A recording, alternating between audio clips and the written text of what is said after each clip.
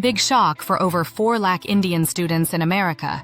The U.S. may soon replace the open-ended student visa with a fixed-term F-1 and J-1 visa. This shift means that even if your course is 5 years long, your visa could expire halfway through, forcing you to renew in the middle of your studies. Right now, students can stay in the U.S. as long as they're enrolled, a policy known as duration of status. But the Department of Homeland Security has cleared a proposal to set strict end dates regardless of your program length. This could hit PhD candidates, integrated degree students, and anyone in multi-year research programs the hardest. The plan will now move to a public comment period before it becomes final. Indians will feel the brunt of this change. In 2024, over 420,000 Indian students were enrolled in U.S. universities, many in STEM fields, research, and combined bachelor's-master's programs lasting 4 to 7 years.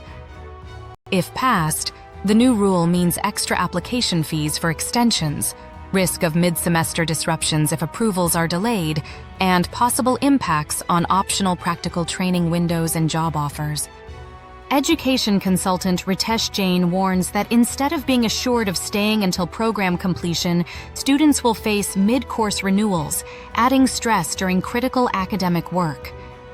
Financially, every extension brings more legal fees, paperwork, and uncertainty. Employers might hesitate to offer internships or OPT roles if your visa status is unclear. Professor Hitesh Bhatia says research-heavy fields could see graduation delays, lost lab time, and missed industry collaborations.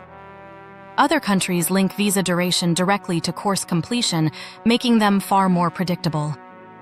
This change could drive top Indian talent toward Canada, Australia, or the UK. If you're planning to study in the US, budget for renewal costs, stay connected with your university's visa office, and make your voice heard during the public comment period.